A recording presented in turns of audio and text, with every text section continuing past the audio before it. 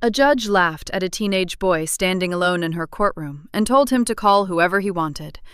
He made one quiet phone call. Just 3 words. "Dad, I need you." What the judge didn't know, the boy was the only son of the most powerful mafia boss in the city, and that one call was about to change everything inside that courtroom. The courtroom smelled like old wood and bad decisions. Ethan Cole sat in the hard plastic chair like he'd sat in worse places, back straight, hands folded, eyes forward. He was 15, but he carried himself like someone who had learned very early that showing fear was just another way of losing. The charges read out loud were simple enough: vandalism, destruction of private property, 1 luxury vehicle, a black Bentley Continental, damaged outside the Grand Monarch Hotel, downtown Chicago. Estimated repair cost, $42,000. The courtroom gallery murmured. A few people laughed under their breath. $42,000. From a kid who looked like he couldn't afford the shoes on his feet. Judge Patricia Hale peered down from the bench like a hawk that had seen too many mice try to run. She was sharp, efficient, and utterly unimpressed by anything that walked through her courtroom doors. 22 years on the bench had burned away every last drop of surprise she'd once had. She looked at Ethan over the rim of her glasses. "And where are your parents, young man?" Ethan didn't flinch. "My mother passed away. My father, we're not exactly close." "A guardian? An attorney?" "No, ma'am." Judge Hale leaned back slowly. The public defender assigned to Ethan, a tired-looking man named Mr. Briggs who had 17 other cases that morning, shifted uncomfortably in his seat. "So you came here alone," the judge said. It wasn't a question. It was a verdict on Ethan's entire life, delivered in 5 words. "Yes, ma'am." Judge Hale tapped her pen once against the bench. "Well then, you have the right to contact someone, a relative, a family friend, anyone who might speak on your behalf before I decide where you spend the next several months." She tilted her head and something cold flickered behind her eyes. Not cruelty exactly, just the sharp amusement of someone who already knew how this story ended. "Go ahead," she said, loud enough for the whole room to hear. "Call whoever you want." The gallery laughed, not mean laughter, just the tired, knowing laughter of people who had seen enough of these hearings to know that kids like Ethan didn't have anyone to call. Kids like Ethan were alone in every room they walked into. That was the whole point. That was why they ended up here. Ethan reached slowly into his pocket. He pulled out a phone, not cracked, not cheap, just an ordinary phone, and the laughter in the room softened into quiet curiosity. A few people leaned forward. Mr. Briggs blinked. Ethan scrolled to a contact. No name, just a number. He pressed call. Judge Hale watched with mild amusement, already reaching for the next file on her desk. The call would go to voicemail, or to some overwhelmed aunt in another state, or to nobody at all. It always did. 1 ring. 2 rings. The line picked up. Ethan brought the phone to his ear and spoke quietly, but in that silent courtroom every word landed like a stone dropped into still water. "Dad," he said, "I need you." 3 seconds of silence passed on the other end. Then a voice, low, unhurried, the kind of voice that never raised itself because it never needed to, said simply, "Where?" "Chicago, courtroom 7, juvenile division." "Don't say another word, to anyone." The line went dead. Ethan set the phone face down on the table in front of him. He folded his hands again. He looked straight ahead. The laughter in the gallery had completely stopped. Nobody could explain why. There was nothing dramatic to point to. No explosion, no entrance, no music. Just a boy who had made a phone call. But something had shifted in the air of that room. The way the air shifts right before a storm rolls in over the lake. That still, electric moment when the world seems to hold its breath. Judge Hale noticed it too. She studied Ethan for a long moment, her pen hovering above the file. His posture hadn't changed, his expression hadn't changed. But his eyes had something in them now. Not arrogance, not fear. Relief. like a boy who had just transferred a very heavy weight onto someone else's shoulders. "Who did you just call?" she almost asked. But the hearing was already behind schedule, and Patricia Hale had seen 15-year-old boys try to act tough before. It never changed anything. She cleared her throat and moved on. She had no idea that within 60 minutes her courthouse would have more expensive suits in it than a downtown law firm. She had no idea that her clerk would come to her door, pale-faced and stuttering, and she had absolutely no idea that the quiet boy sitting in courtroom 7, the one with no guardian, no attorney, and $42,000 in charges against his name, was the only son of Victor Cole. The man that even Chicago's most powerful people never said out loud, not unless they were very, very careful. The next case was a shoplifting charge. A 14-year-old girl had stolen a pair of headphones from an electronics store on Michigan Avenue. Her mother sat beside her, gripping her daughter's hand so tightly the knuckles had gone white. It was a straightforward case, 20 minutes, maybe less. Judge Hale had barely finished reading the charge sheet when her clerk, Dennis, appeared at the side door. Dennis had worked this courthouse for 11 years. He was the kind of man who moved through the building like furniture, always there, never noticed, never rattled. He had seen crying mothers, screaming defendants, and one very memorable incident involving a man who released 3 pigeons inside the courtroom as a statement. Nothing rattled Dennis. So when he slipped through the side door with the color completely drained from his face, Judge Hale noticed immediately. She held up one finger to pause the proceedings and looked at him. He leaned down close to her ear.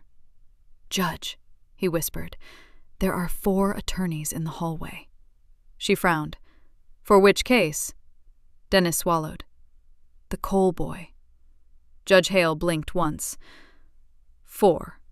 4, ma'am, and 2 more just walked through the front doors. They came in separate cars." He paused. "Black cars, all of them." She studied Dennis for a moment, the tight jaw, the careful stillness of a man trying very hard not to look alarmed, and then she nodded once. "Tell them to wait." Dennis nodded and disappeared. Judge Hale turned back to the courtroom, finished the shoplifting case in 18 minutes, and gave nothing away. She was good at that. 22 years had made her face a wall that nobody could read, but underneath the wall, something small and cold had started to move. By the time Ethan's case was called back to the floor, the hallway outside courtroom 7 looked like a different world. 6 attorneys, all of them in suits that cost more than most people's monthly rent. 3 of them were names that Chicago's legal community said with a specific kind of respect, the kind reserved for people who didn't lose.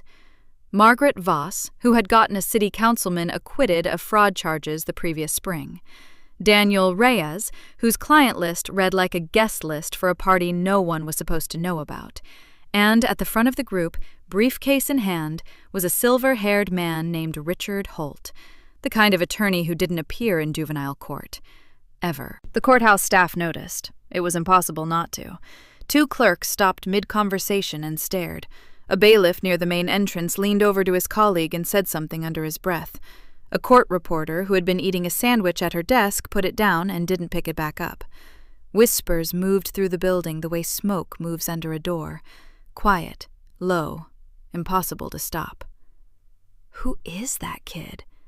Did you see how many lawyers just walked in? Something's wrong. Something's off.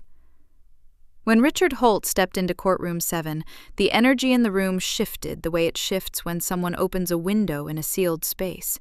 Not dramatic, just suddenly different. He approached the bench with the calm of a man who had stood in front of far more powerful rooms than this, and said without any particular urgency, "Richard Holt, appearing on behalf of Ethan Cole. We'd like to request a brief recess, Your Honor." Judge Hale looked at him for a long, quiet moment. "Mr. Holt," she said, "this is a juvenile vandalism hearing." "Yes, Your Honor." "You handle federal cases." "I handle a variety of matters, Your Honor." The ghost of something moved across her face. Not fear, not quite, but its quieter cousin. She looked past Holt at the 5 other attorneys filing into the room and taking seats, And then she looked at Ethan, who was watching the whole scene with an expression of careful calm that didn't match his age at all. 10-minute recess, she said. In the hallway, away from the gallery, Judge Hale stood with Dennis and tried to make sense of what she was looking at. "Run the name," she said quietly. "Ethan Cole. Pull whatever you can." Dennis already had his tablet out. He scrolled, frowned, scrolled again. "Record's thin," he said. "Good student, no priors. Mother deceased 2 years ago, cancer. Father's name listed as..." He stopped. "Dennis." "Victor Cole, ma'am." The name didn't mean anything to her immediately, not the way it might have meant something to someone who moved in different circles.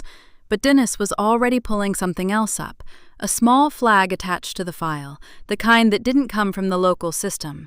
It had come from somewhere higher. "Case may have intersecting federal interests. Handle with standard procedure."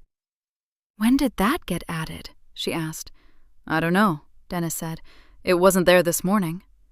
Hale stared at the flag for a moment, then at the corridor, where Richard Holt stood speaking quietly into his phone, his back turned, his voice inaudible. She thought about the boy in the courtroom, the straight back, the folded hands, the way he'd said, "Dad, I need you."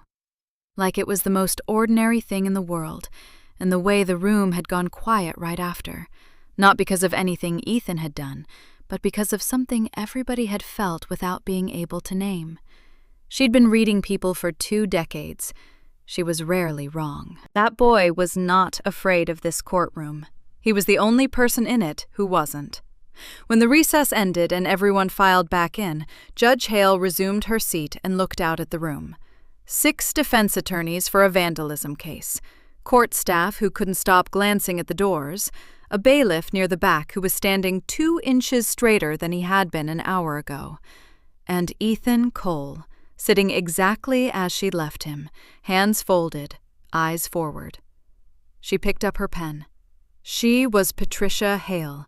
She had handled organized crime witnesses. She had managed death threats. She had presided over cases where both sides had more money than some countries. She did not rattle easily.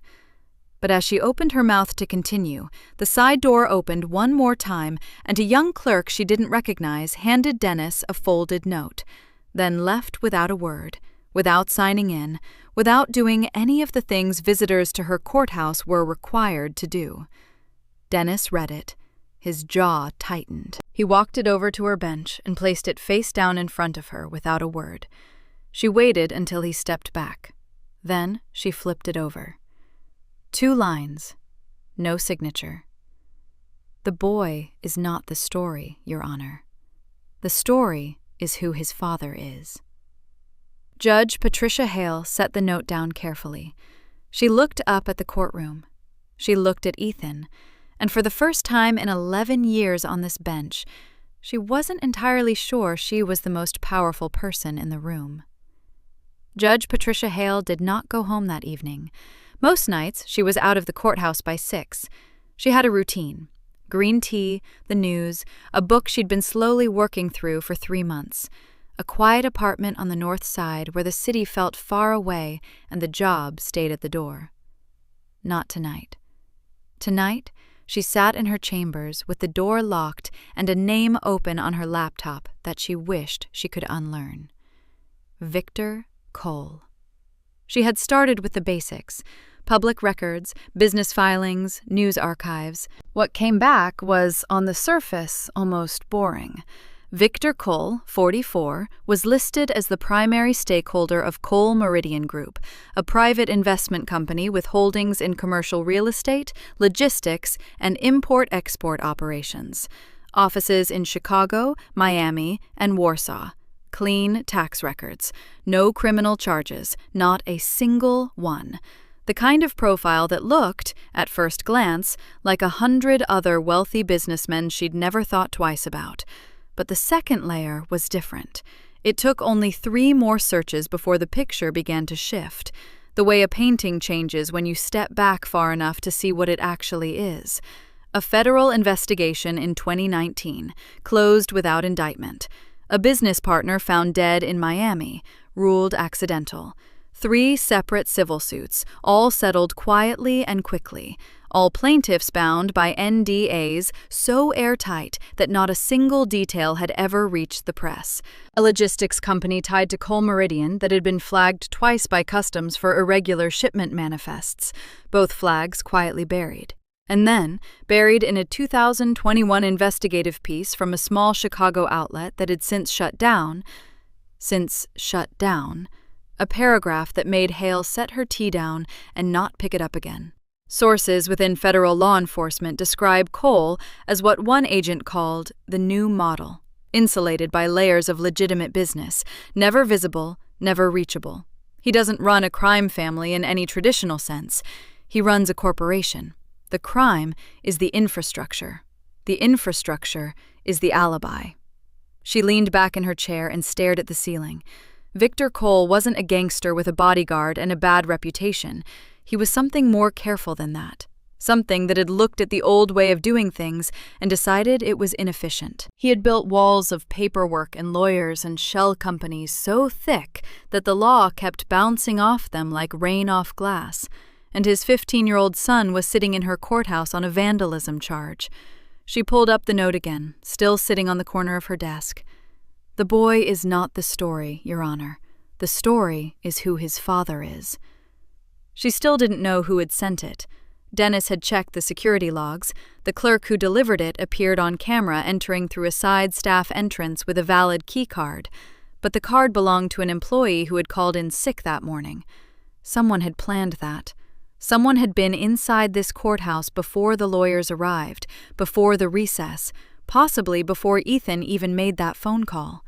She closed the laptop and pressed her fingers to her temples. The rational part of her, the part that had survived 2 decades of pressure, politics, and courtroom theater, said this was still a juvenile case. A boy accused of damaging a car. The evidence was a hotel security clip, grainy and incomplete. The charge was vandalism. Whatever Victor Cole was or wasn't, his son's case had to be decided on the facts in front of her, and the facts were thin. But the other part of her, the part that had learned to listen to the quiet feeling in her gut the way sailors learn to read water, said something else entirely. This case is not what it looks like. A knock at the door broke the silence. She crossed the room and opened it to find Dennis, and behind him, 2 men she didn't recognize. Both wore plain clothes, but held themselves with the particular rigidity of law enforcement, the kind you develop after years of training your body to be ready before your mind catches up. One of them showed her a badge. Federal. "Judge Hale," he said. "My name is Agent Carver. We'd like a few minutes of your time." She looked at both of them for a moment, then stepped back and let them in. Agent Carver was compact and methodical, the kind of man who chose every word before he spoke it. His partner, introduced only as Agent Shaw, didn't speak at all. She stood near the bookshelf with her hands clasped and her eyes on the door, like someone whose job was to watch what Carver wasn't watching. Carver didn't waste time. "We've had eyes on Victor Cole for 14 months, he said, sitting across from her desk. "His son appearing in a Chicago juvenile courtroom today was not something we anticipated. We want to make sure this doesn't become a problem." "A problem for who?" Hale asked. "For the investigation. For you. For anyone in this building who ends up accidentally standing between Cole and something he wants." She held his gaze. "Are you telling me to drop the case?" "I'm telling you to be careful," Carver said. "There's a difference." "Enlighten me." He leaned forward slightly. "Victor Cole has never once interfered with law enforcement directly. He doesn't need to. He has enough legitimate influence to reshape situations quietly. A witness who changes their story, a piece of evidence that gets misfiled, a case that simply becomes less interesting over time." He paused.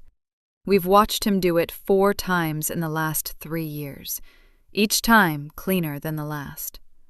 Hale thought about the 6 attorneys, the unsigned note, the clerk with the stolen keycard. "And the boy?" she asked. Carver's expression shifted. Barely, but she caught it. Something that wasn't quite sympathy, but was adjacent to it. "The boy," he said carefully, seems to be the one thing Victor Cole hasn't been able to fully control. He stood and buttoned his jacket. That's either an advantage or a complication, Your Honor. We haven't decided which yet. He left a card on her desk. No federal letterhead, just a number, handwritten. After they were gone, Hale locked the door again and stood in the silence of her chambers for a long moment. Outside the window, the Chicago skyline burned orange and gold against a darkening sky. Somewhere out there, Ethan Cole was with his father, or being taken to him. And somewhere further back, invisible behind the glass and steel of legitimate business and careful distance, Victor Cole was watching all of this unfold. She looked down at the card, then at the note, then at the framed quote on the wall behind her desk, something a mentor had given her in her first year on the bench, a line she had read so many times it had become wallpaper. The courtroom is the last room where the truth is still supposed to matter. She had believed that for 22 years. She picked up the card, set it in her drawer, and began to wonder, for the very first time, whether believing it was enough. The drive took 40 minutes. Nobody told Ethan where they were going. Richard Holt had collected him from the courthouse steps with a quiet efficiency that left no room for questions. A hand on the shoulder, a black SUV at the curb, a door held open like a suggestion that was actually an instruction. Ethan got in. He watched Chicago dissolve through the tinted window, the downtown towers giving way to wide streets, then wider, then the city's edge, then nothing but flat Illinois land and the last bruised light of the evening sky. The two men in the front seats didn't speak. The radio was off. Holt sat beside Ethan and worked through documents on his tablet like they were on their way to a board meeting. Ethan looked at his own hands in his lap. He thought about Marcus. Marcus Webb had been his best friend since the 7th grade, the kind of friendship that forms between two people who are both, in different ways, invisible. Marcus was funny and reckless and deeply, genuinely kind underneath the recklessness. And 3 nights ago he had made the worst decision of his life, and Ethan had been standing right next to him when he made it. The Bentley had belonged to a man named Gerald Poole, a name Ethan hadn't known until the charge sheet, but a name Marcus had apparently known very well. Marcus's older sister had worked for Poole, had trusted him, had ended up with nothing when he decided she was no longer useful. The details were the kind that made a 16-year-old boy pick up a piece of concrete off the ground outside a hotel and make a very bad, very human decision. Ethan had grabbed Marcus's arm. Too late. When the hotel security had rushed out and Marcus had frozen, the concrete still in his hand, Poole's Bentley wearing a spiderweb crack across its hood, Ethan had done the only thing that felt right in that moment. He had stepped in front of his friend. It hadn't felt like a sacrifice. It had felt like the obvious thing. Now, sitting in a moving vehicle heading somewhere he hadn't chosen, Ethan was starting to understand that obvious things have complicated consequences. The estate appeared out of the darkness, like something that hadn't decided whether it wanted to be found. A long, private road, flanked by trees so old and dense they formed a tunnel. Then iron gates, not showy, not excessive, just absolutely certain. 2 men at the gate who looked at the SUV and stepped aside without being asked. More men along the path beyond, placed at intervals that were too deliberate to be casual. The house itself was large but restrained. Stone and dark wood, wide windows, no unnecessary decoration. It looked like a place where decisions were made and not questioned. Not because it was frightening, but because everything about it said that the person inside had long since stopped needing to prove anything to anyone. Ethan stepped out of the car. The night air was cool and smelled like damp grass and something else, something he couldn't name. Not danger, exactly. More like the feeling before danger, when your body knows before your mind does. Holt led him inside without a word, through a hallway that was warm and quiet, past rooms with closed doors, and then stopped outside a set of double doors at the far end. "He's waiting," Holt said. Then he stepped back and left. Ethan stood alone in front of the doors for 3 seconds. Then he pushed them open. Victor Cole was standing at the window. He didn't turn around immediately. He looked out at the dark grounds the way men look at things they own, not with pride exactly, but with the settled certainty of possession. He was tall, lean, dressed simply in dark trousers and a gray shirt with the sleeves rolled to the elbow. No jacket, no performance. He looked like a man who was always exactly comfortable, exactly where he was. When he turned, Ethan saw his own jaw in his father's face, his own eyes, darker. The same stillness he'd been told by more than one teacher was unnerving for someone his age. Now he understood where it came from. "You look like your mother," Victor said. His voice was exactly what it had sounded like on the phone. Low, unhurried. The voice of someone who had decided long ago that volume was a tool for people who weren't being listened to. "Sit down, Ethan." "I'm fine standing." A pause. Something moved through Victor's eyes. Not anger, more like recalibration. A man encountering a variable he hadn't fully planned for. "All right," he said. He moved to the desk and sat, and the room rearranged itself around him, the way rooms do around certain kinds of people. "Tell me what happened," he said. Ethan told him. All of it. Marcus, the sister, Poole, the Bentley, the split-second decision outside the hotel. He told it plainly and without apology, the way you tell a story when you're not ashamed of it, but you're also done pretending it was simple. Victor listened without interrupting. He didn't react to any of it. Not to the part about Marcus, not to the part about Poole, not even to the part where Ethan said, "I stepped in front of him because he's my friend and that's what you do." When Ethan finished, the room was quiet. "You took the charge for someone else," Victor said. "Yes." "Without telling anyone?" "Yes." Victor nodded slowly. He looked at Ethan the way a chess player looks at a move they didn't expect from an opponent they underestimated. "I can make this disappear," he said. "The charge, the record, all of it. Poole won't push it. I'll make sure of that. Your friend won't be involved. By the end of the week, it's as if none of it happened." He said it the way someone offers a glass of water. Simple, obvious, just a thing that exists and can be handed over. Ethan looked at him. "What does that cost?" he asked. Something shifted in Victor's face, almost imperceptible, but Ethan caught it. Surprise, maybe, or something older than surprise. "It costs nothing," Victor said. "You're my son." "Everything costs something," Ethan said quietly. "You just don't always find out what until later." The silence that followed was different from the ones before it. It had weight. Victor sat back in his chair and studied his son with an expression that had traveled somewhere past calculation and arrived at something Ethan couldn't quite read. "You're 15, Victor said. "Yes. And you think you understand how the world works." "I think I understand," Ethan said carefully, "that making things disappear isn't the same as making them right." Another long silence. Victor looked at him, really looked, the way he perhaps hadn't let himself look before, and for just a moment the calm surface of the man shifted and something underneath moved. Then it was gone. "Think about the offer," Victor said. "You have time." Ethan said nothing.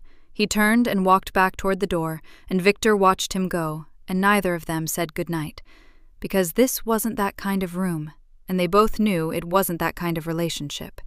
Yet. The notice arrived on a Tuesday morning. Ethan read it twice, standing in the hallway of the modest apartment he shared with his aunt, Linda, his mother's younger sister, the woman who had taken him in without hesitation 2 years ago, and asked for nothing in return except that he eat dinner at the table and tell her when he'd be home late. She was reading it over his shoulder now, her coffee going cold in her hand. Case number JV2247, Cole, Ethan M., transferred to Federal Juvenile Jurisdiction, Northern District of Illinois. Hearing scheduled, Thursday, 9 a.m. Attendance mandatory.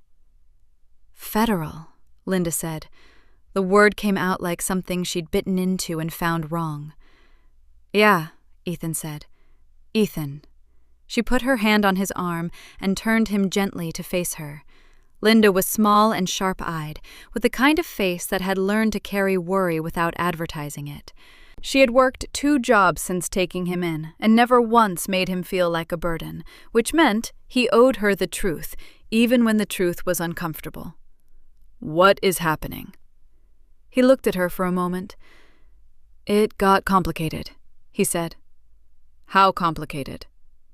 He thought about the estate, the iron gates, the men along the path, his father's voice, low and certain, offering to make everything disappear like he was describing a minor administrative task. I'm working on it, he said. Linda searched his face, and whatever she found there made her set her coffee down and pull him into a hug that lasted longer than either of them planned for. She smelled like the lavender soap she always used, and for just a moment, standing in the hallway of their small apartment on a Tuesday morning, Ethan felt 15 in the way he almost never let himself feel 15. Then she let go, smoothed his collar, and said, You eat something before you leave. He did. The federal courthouse on Dearborn Street was a different world from Courtroom 7, where the juvenile court had been cramped and worn, plastic chairs, water-stained ceiling tiles, the smell of a building that processed too many people too quickly. This building was deliberate. High ceilings, marble floors, the particular silence of a place that understood its own authority. Every surface said, "This is where things are decided," and meant it. Richard Holt was already there when Ethan arrived, flanked by 2 of the other attorneys from the previous day. They moved him through the building efficiently, speaking in low professional tones about procedure and scheduling and continuances, and Ethan listened and nodded, and understood about half of it.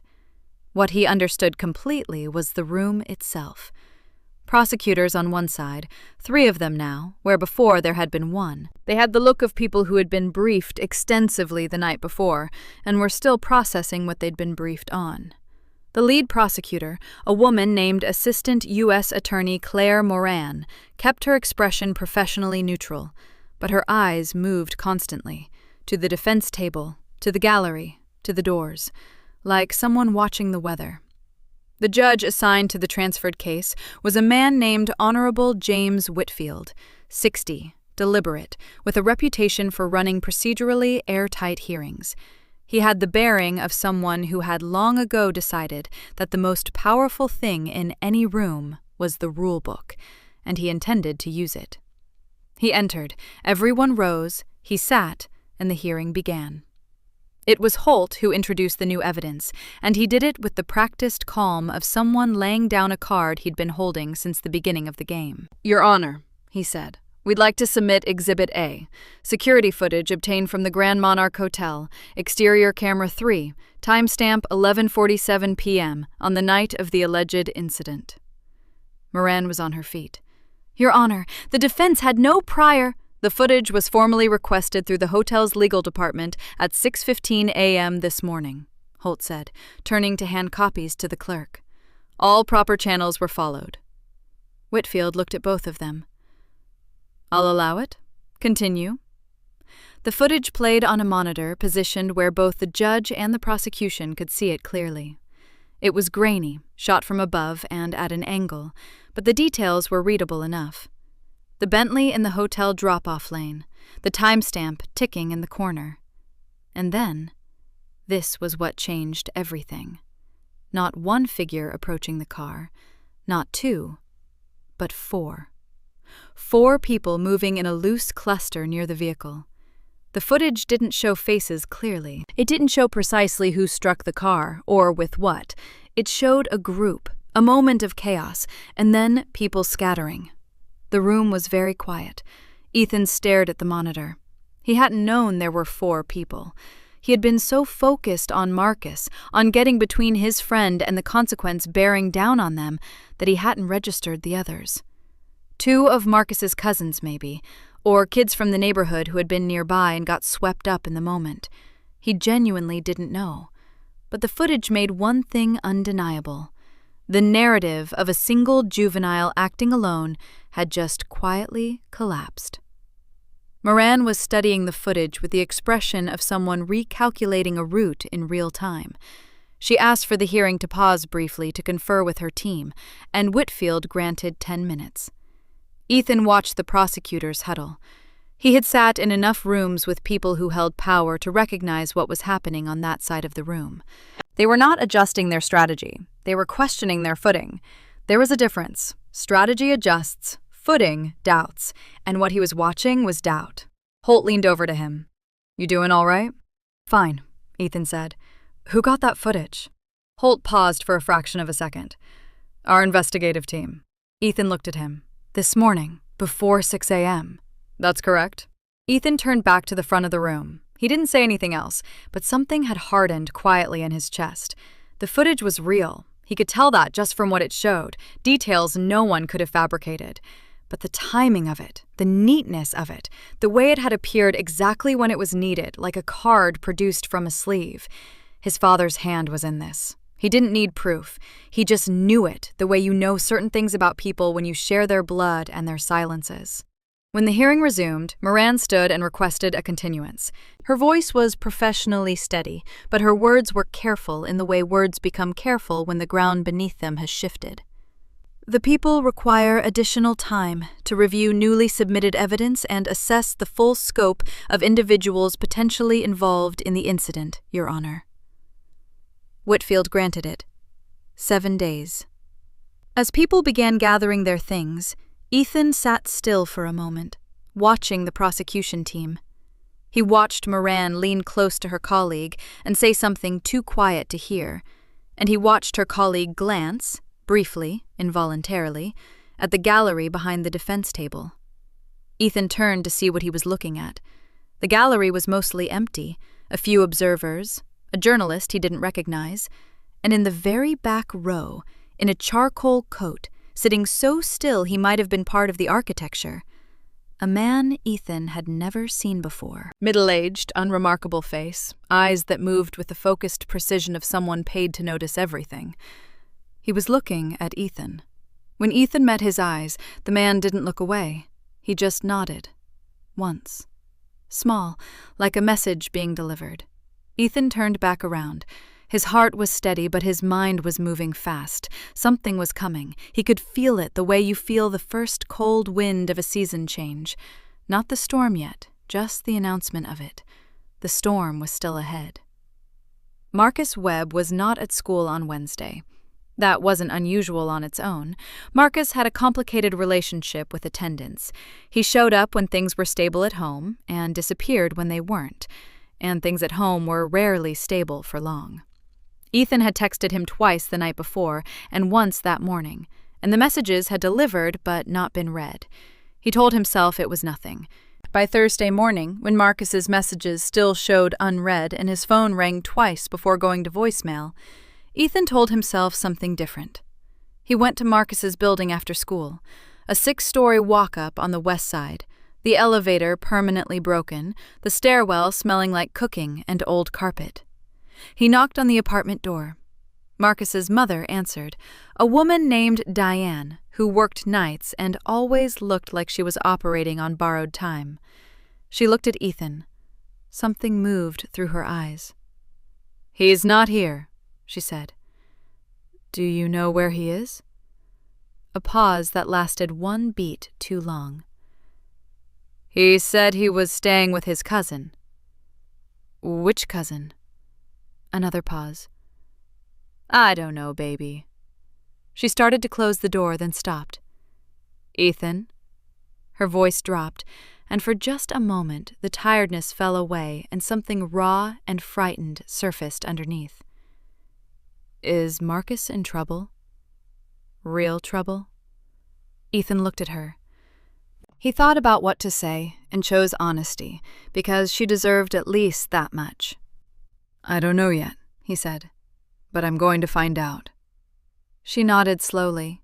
Then she closed the door, and Ethan stood in the hallway listening to the sound of locks turning and felt the cold thing in his chest get a little heavier.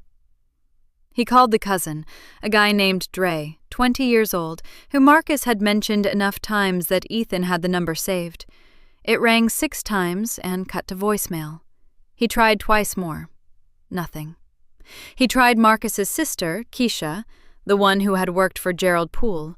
Her number was disconnected. By Thursday evening, Ethan sat at the kitchen table in Linda's apartment and looked at his phone and understood that Marcus Webb had not simply gone quiet. Marcus had been made quiet. He didn't say this to Linda. He ate dinner, helped clear the table, and went to his room, where he sat on the edge of his bed and tried to think clearly through the noise of everything pulling at him from every direction. The facts, arranged honestly, looked like this. Marcus was the one who had actually damaged the Bentley. Ethan had stepped in front of him, but the prosecution didn't know that, or hadn't known it, until the surveillance footage had complicated everything by showing 4 figures instead of 1. If Marcus testified, or if Marcus's version of events reached the court in any form, it would clear Ethan completely and redirect the consequences where they actually belonged. If Marcus was unreachable, or afraid, none of that happened. And who benefited from Marcus being afraid? Ethan pressed his palms flat against his knees and stared at the floor. His father had offered to make the problem disappear. Ethan had hesitated. He hadn't said yes, but he hadn't said no clearly enough. And apparently Victor Cole did not operate well in the space between yes and no. Apparently in that space, he simply acted. The worst part, the part that made Ethan's jaw tighten and his stomach turn, was that it had worked. The footage had complicated the prosecution's case. Marcus was gone. The machinery was moving, quietly and efficiently, toward an outcome that would protect Ethan completely. It just wasn't an outcome Ethan had chosen. The next morning, a rumor reached him through the only channel that moves faster than official news: other people's conversations. He heard it first from a girl named Priya in his 3rd period class, who had heard it from her brother, who had heard it from someone in the neighborhood near Marcus's building. The story came in pieces, the way rumors always do, each piece slightly different from the last, but all pointing in the same direction. Victor Cole's people had been asking about Marcus, showing up at places Marcus went, talking to people Marcus knew, not threatening, just asking. The way people ask questions when the answer doesn't really matter, because the point was never the answer. Ethan sat through the rest of the school day and heard almost none of his classes. After school, a black car was parked outside the building's main entrance. He'd seen it before, or one exactly like it, which was more or less the same thing. A man in the front seat who looked at Ethan when he came through the doors, and then looked away with the careful disinterest of someone pretending not to be watching. Ethan walked in the opposite direction. He took 3 different bus routes home, the kind of route that made no geographic sense, but made every other kind of sense, and he sat in the back of each bus with his bag in his lap and thought about his father. He thought about the estate and the iron gates and Victor standing at the window looking out at things he owned. He thought about the offer, "I can make this disappear," and how clean and simple it had sounded, and how the definition of this had apparently been wider than Ethan understood when the offer was made. He thought about what Carver had said in Judge Hale's chambers: a witness who changes their story, a piece of evidence that gets misfiled. Marcus wasn't a misfiled document. Marcus was a 16-year-old boy with a mother who worked nights and cousins whose phone numbers went unanswered. And someone had decided he was a variable that needed to be managed. That evening, Holt called. "The prosecution has requested another delay," he said. "They're struggling to identify the other individuals in the footage. It's working in our favor." "Where is Marcus Webb?" Ethan said. A beat of silence. Careful silence. The kind that knows exactly what it's doing. "That's not something I have information on," Holt said. "Is it something my father has information on?" Another silence. Longer. "Ethan," Holt said, in the tone of someone choosing their next words with surgical precision. "My job is to represent your interests in court. What happens outside the courtroom is still happening," Ethan said, To a real person." Holt didn't answer. "Tell my father I want to talk to him," Ethan said. "Not through you, directly." "I can pass that along. Tonight." He hung up before Holt could calibrate another careful response. He sat in the quiet of his room, and the quiet felt different now, thinner, like a surface that had started to give. Everything his father was doing was designed to help him. Every move was pointed in his direction, wrapped in the language of protection and love and paternal obligation. But Marcus was missing, and Ethan was starting to understand something that took some people a lifetime to learn: that being protected by the wrong person in the wrong way could cost you something that no court could ever give back. Your ability to look at yourself clearly. Your right to say, "I didn't let this happen." He picked up his phone, not to call Holt, not to call his father. He pulled up the last conversation with Marcus and stared at the unread messages sitting there in the silence of an unanswered thread, and made himself a quiet, absolute promise. He was going to find him, whatever it took. Ethan didn't sleep. He lay on his bed with the lights off and the city doing what the city always did outside his window. Moving, breathing, indifferent, and he thought about every conversation he'd had with Marcus in the last 2 weeks, the places Marcus mentioned, the routes he walked, the things he said when he was nervous, which was always more than he meant to say. Marcus talked when he was scared. It was his tell. The words came faster, jumped between subjects, landed on details that had nothing to do with anything. And 3 nights before the Bentley, sitting on the fire escape outside Ethan's window eating chips and talking about nothing, Marcus had mentioned the river. "My uncle's got an old place down by the South Branch. We used to go there when things got heavy at home. Nobody goes there anymore, but I still think about it sometimes." He hadn't said it like it meant anything. That was the thing about the truth. It rarely announced itself. It just sat in a sentence and waited. Ethan got up at 4 a.m., pulled on dark clothes, and left a note for Linda that said, "Early morning, back by noon, don't worry," which was partially true and fully inadequate, but the best he could offer without terrifying her. He took the bus south. The South Branch of the Chicago River at 5 in the morning was a different city entirely. The skyline was still visible to the north, aglow above the tree line, but down here the streets narrowed and the buildings got lower and older, and the silence had texture to it, the sound of water moving slowly, and somewhere a generator, and the particular hush of a place that has been forgotten by people with options.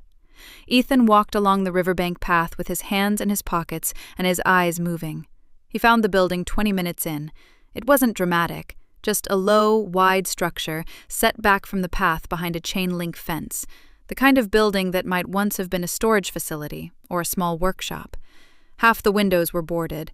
The door facing the river was metal, newer than everything around it, and there was a padlock on it that was also newer than everything around it. And there was a car parked on the access road behind the fence, black, engine cold, but recently arrived. There was still condensation on the roof from the drive. Ethan stood very still for a moment and listened. From inside the building, faint but unmistakable, came the sound of a television. He circled the fence line slowly until he found a section where the bottom had been pulled away from the post, old damage, long ignored. He got low and went through. At the side of the building, a window board had been fitted loosely, not nailed. He worked it free carefully, set it against the wall, and looked in through dirty glass. 2 men, one seated at a folding table with his back to the window, watching something on a small screen. The other standing near the far wall, arms crossed, looking bored in the professional way of someone being paid to stand in one place for a long time. And on a cot against the far wall, sitting with his knees up and his phone in his hands, not texting, just holding it, the way you hold something familiar when everything unfamiliar is pressing in on you, was Marcus. He looked unharmed. He looked exhausted. He looked like someone who had been told to stay put and had run out of energy to resist the instruction. Ethan felt the cold thing in his chest crack open and become something warmer and sharper and considerably angrier. He found the side door, unlocked, which told him whoever had set this up was confident enough in their authority that locks felt redundant, and he walked in. The man at the table turned around first. His hand moved toward his jacket instinctively, and then he registered that what had just walked through the door was a 15-year-old kid, and the hand stopped. "You need to leave," he said. His voice was flat and professional, not threatening, just absolute. The voice of a man reading from a script that didn't include this. "Marcus," Ethan said, not to the man, to the cot. Marcus's head came up. His eyes went wide in a way that contained 3 separate emotions at once: relief, guilt, and the specific panic of someone who knows that the situation has just gotten more complicated. "Ethan, how did you— Can you walk?" "Yeah, I can walk. I'm fine. They didn't— But you can't just— We're leaving," Ethan said. The second man had come away from the wall. He was bigger than the first, and he placed himself between Ethan and the door with a calm that said he'd done this kind of thing before and found it fairly routine. "Son," he said, with almost paternal patience, "this doesn't concern you." "He's my friend," Ethan said. "That makes it concern me." "Your father has everything under—" "My father?" Ethan said, and his voice came out quieter than he intended, which made it somehow sharper. "Doesn't get to make that call." The room went still.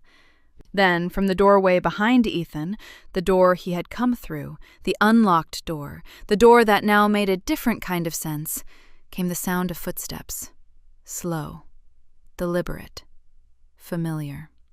He didn't need to turn around to know, but he turned around anyway. Victor Cole stood in the doorway. He wasn't dressed for the occasion. No coat, dark shirt, like a man who had left somewhere quickly, but he carried himself the same way he carried himself everywhere, with that settled weight that made every room feel like it had been rearranged to accommodate him. He looked at Ethan. For a long moment, nobody spoke. "You tracked him here," Victor said. Not a question. Something in his voice was different. Not quite pride, not quite concern.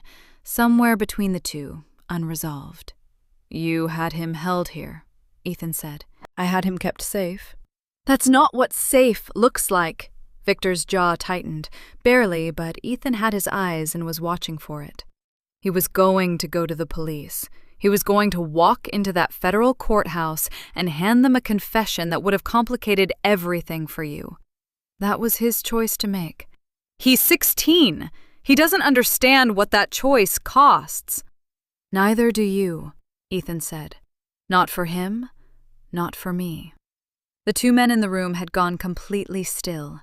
Even Marcus, on the cot, had pulled his knees tighter and made himself small, watching this exchange with the wide-eyed, careful silence of someone who understands they are in the presence of something they shouldn't interrupt. Victor took a step into the room. "Everything I have done," he said, quietly and precisely, "has been to protect you. Every lawyer, every motion, every arrangement. You are my son. You are the only thing in my life that I—" He stopped, started again. "I am not going to let a vandalism charge define your future." "It's not your future," Ethan said. "It's mine." "You're 15. You keep saying that like it means I don't get to have a conscience." The word landed in the room and stayed there. Victor looked at him, and this time the surface didn't just shift. It broke, briefly, the way ice breaks when the temperature finally tips past the point of holding. Underneath was not the controlled man of the estate, not the calm voice on the phone, not the figure behind iron gates and legitimate corporations.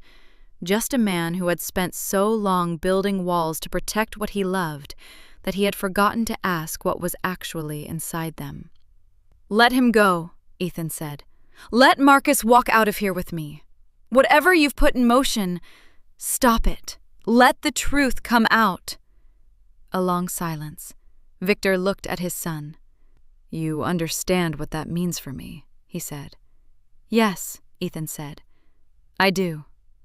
Another silence. Victor looked at the floor for a moment. The only time in all of their interactions that Ethan had seen his father look at anything other than exactly where he wanted to look. Then he looked up, nodded once at the man near the door. The man stepped aside. Ethan crossed the room to Marcus. "Come on," he said quietly. Marcus stood up on unsteady legs and followed him toward the door, and as they passed Victor, Marcus kept his eyes down. But Ethan looked up.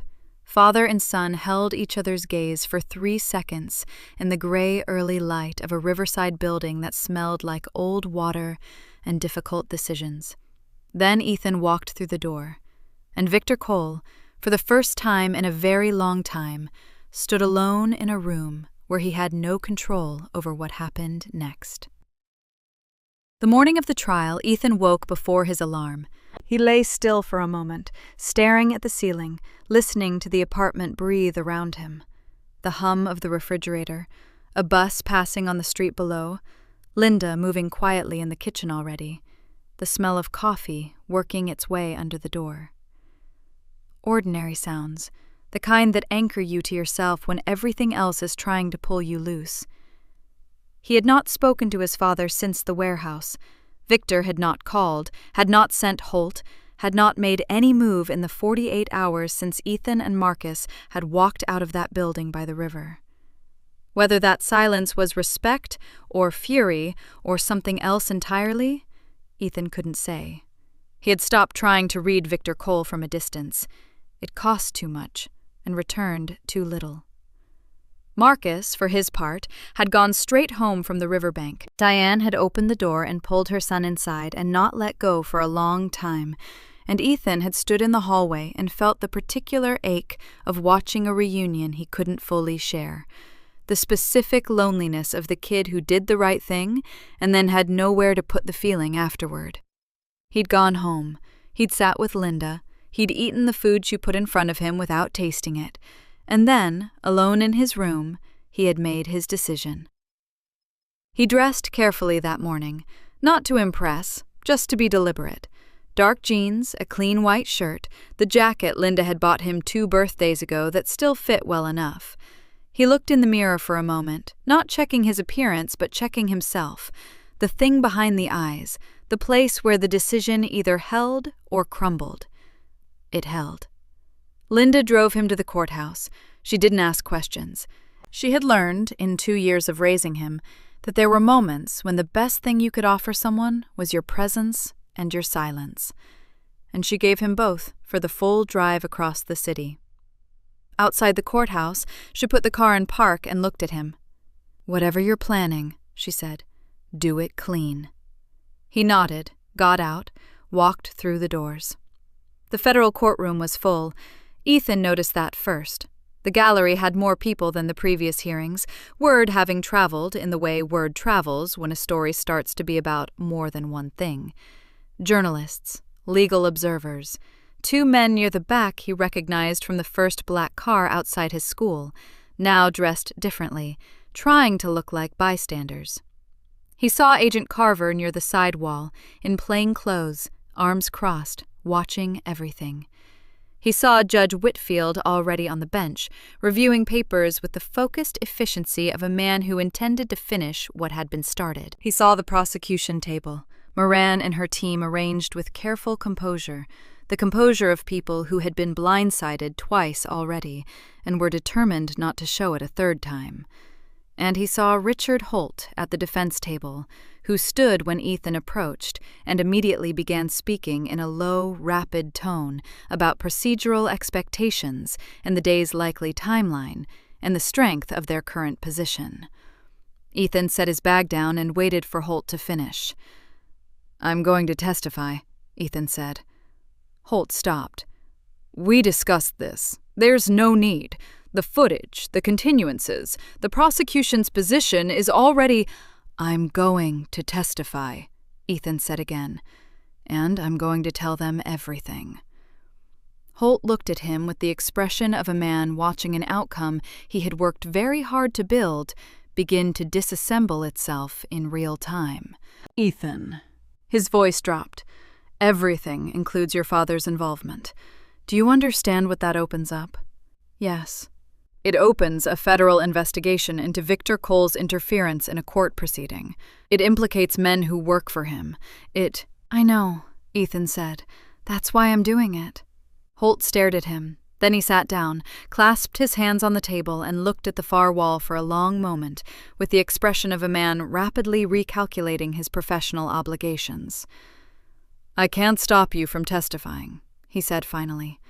No, Ethan agreed. You can't.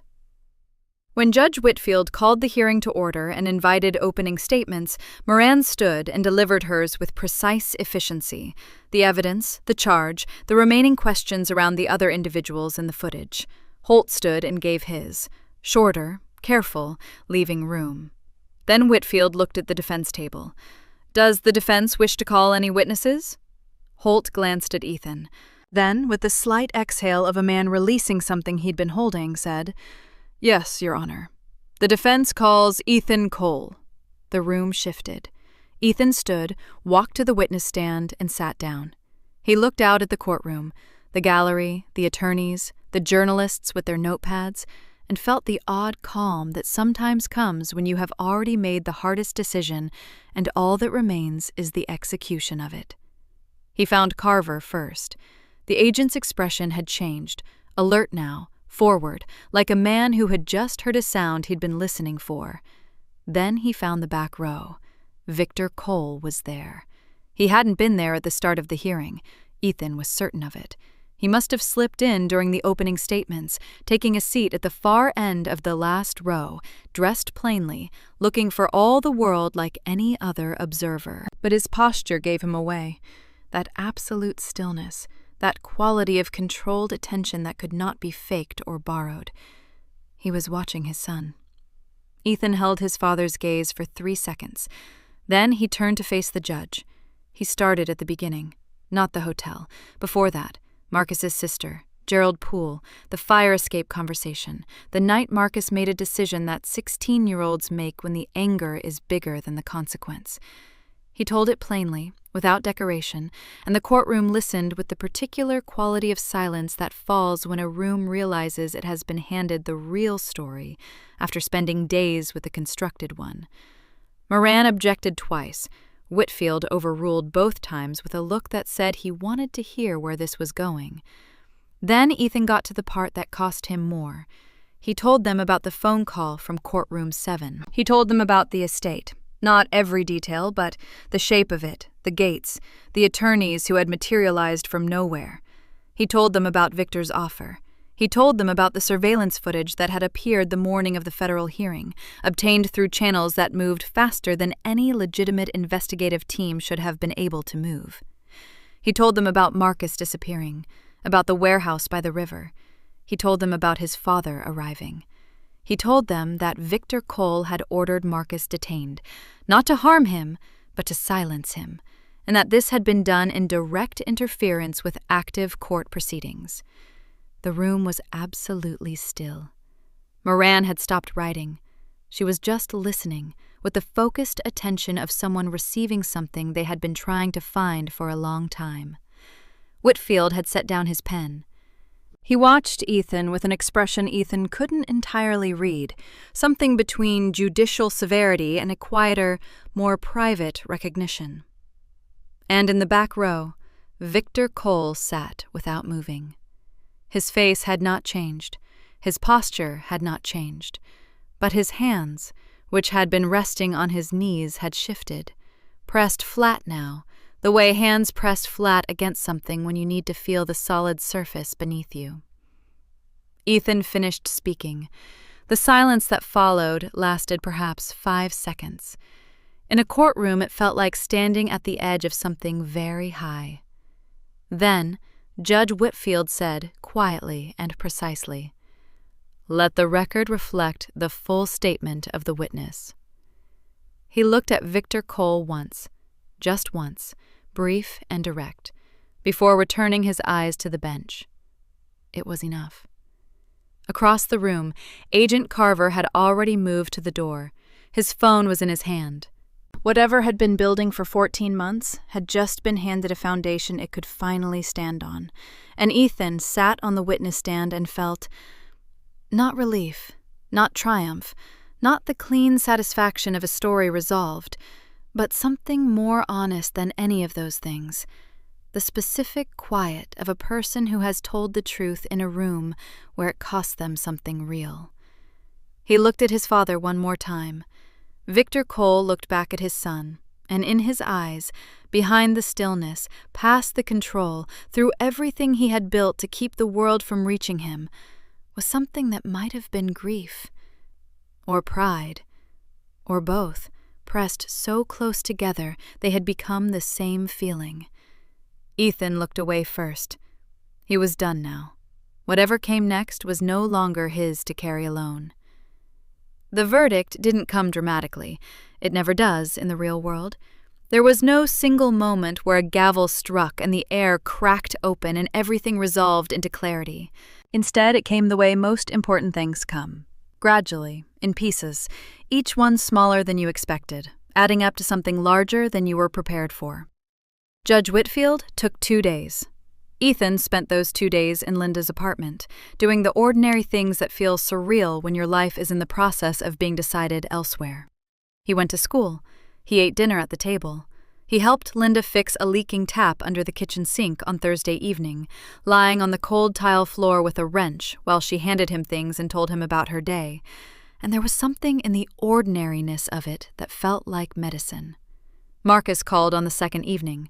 They talked for 40 minutes, not about the case, not about the warehouse, not about any of it. They talked about a video game Marcus had been playing, and a girl in Ethan's chemistry class who had apparently told someone she thought he was interesting, and Marcus found this information significantly more exciting than Ethan did. It was the most normal conversation Ethan had had in 2 weeks, and when he hung up, he sat on his bed and laughed for the first time in longer than he could remember. It wasn't everything being okay, it was just a door cracked open on the direction of okay. The ruling arrived on a Friday morning. Whitfield's decision was 14 pages, and Holt walked Ethan through it in a conference room at the courthouse with the brisk efficiency of a man who had made peace with an outcome he hadn't chosen, but could professionally respect. The major vandalism charge, destruction of private property, was dismissed. Insufficient evidence to establish Ethan as the primary actor, supported by the surveillance footage, corroborated by Ethan's own testimony, and Marcus's subsequent voluntary statement to federal investigators. Dismissed. Ethan was found responsible, however, for obstruction, withholding material information during an active juvenile proceeding, specifically his knowledge of Marcus's involvement. Not a criminal charge, a civil finding. The consequence was 120 hours of community service to be completed within 6 months, supervised by the Juvenile Division. "That's it?" Ethan said. "For you," Holt said carefully. "Yes." "And Marcus?" Holt set down the papers. Marcus Webb entered a voluntary statement admitting responsibility for the property damage. Given his voluntary cooperation and the mitigating circumstances, his sister's situation with Poole, the prosecution agreed to a reduced finding. 80 hours community service, no criminal record. Ethan let out a long breath. "And my father." Holt was quiet for a moment, the quiet of someone choosing between the professional answer and the honest one. "The federal exposure from your testimony," he said, "combined with Agent Carver's existing investigation, has opened a formal proceeding. Victor Cole was taken in for questioning Friday morning." He paused. "He hasn't been charged yet. Whether he is charged, and with what, is going to take time. Federal cases against men like your father—" He stopped himself, started again. "They're complicated. They take time." "But it started," Ethan said. "Yes," Holt said. "It started." Outside the courthouse, the city was doing what Chicago does in early autumn, the light sharp and golden, the wind off the lake carrying that particular edge that reminds you summer was a loan, not a gift. Ethan stood on the courthouse steps and just breathed for a moment. Linda was beside him. She hadn't said anything since the ruling, just stood close, her shoulder touching his, which was enough. More than enough. A few steps below them, a journalist he didn't recognize called his name and started toward him with a recorder. Ethan looked at him for a moment, then shook his head. Not rudely, just clearly, and the journalist stopped and seemed to understand. Some things don't need to be given to the world yet. He looked out at the street, the ordinary traffic of a Friday morning in a city that had not paused for any of this. Because cities don't pause, they move, and you either move with them or you figure out your own speed. He was still figuring out his speed. Agent Carver found him before he reached the car. He appeared at Ethan's elbow the way federal agents appear, seemingly from nowhere, as if they've always been there and you simply weren't paying attention. He was in plain clothes again, hands in his jacket pockets, looking like a man taking a casual walk. "Good outcome," he said. "Not congratulations, just an assessment." "For now," Ethan said. Carver nodded. He was quiet for a step. "What you did in that courtroom, testifying the way you did, that takes something. Most adults don't have it." Ethan looked at him. "Is my father going to prison?" Carver held his gaze. He didn't look away, which Ethan had come to understand was the man's particular version of respect, answering with his eyes even when his words had to stay careful.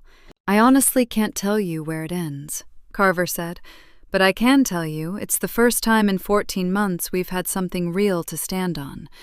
That's because of you." He paused. "You should know that." Ethan nodded once. Carver walked away.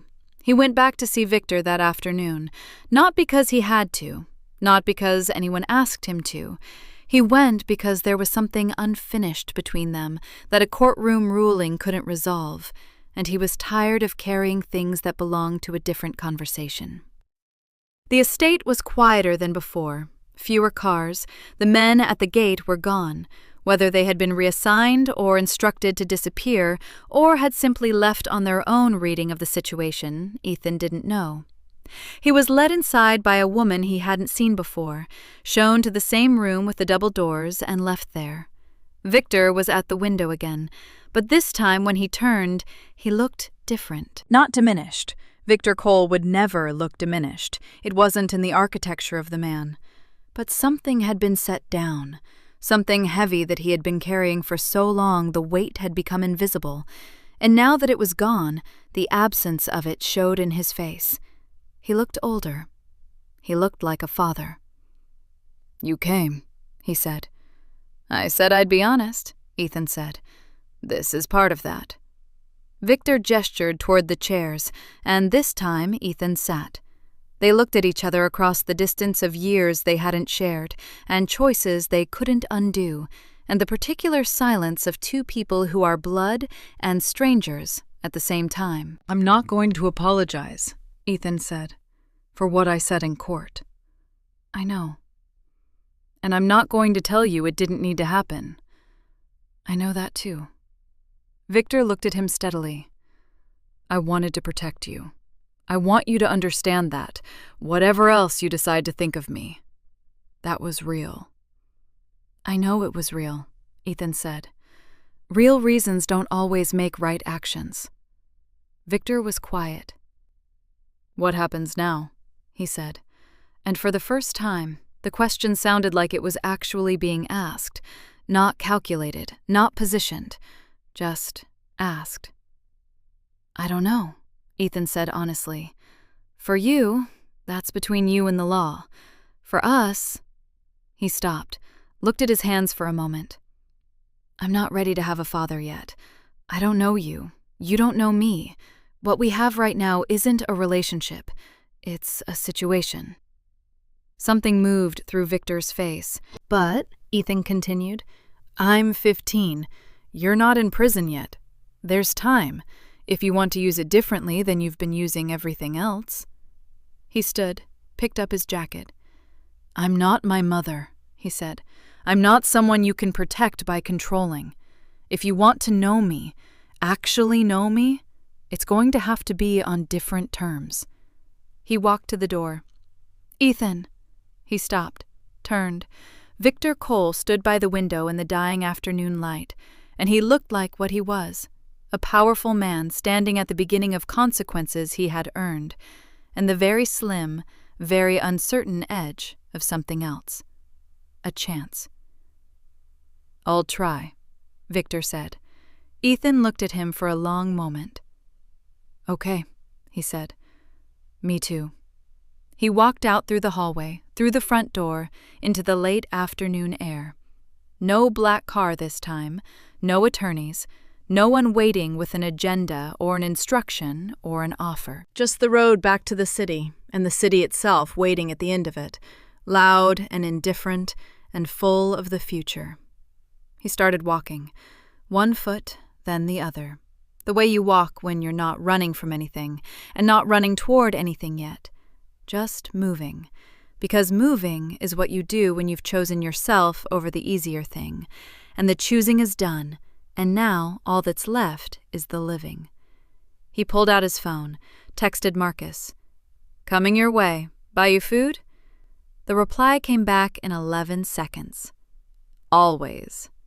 Ethan put his phone in his pocket and kept walking, and somewhere behind him, a city courthouse began the slow, complicated work of the truth, and somewhere ahead of him, his life was still entirely his own. That was enough. For now, that was everything.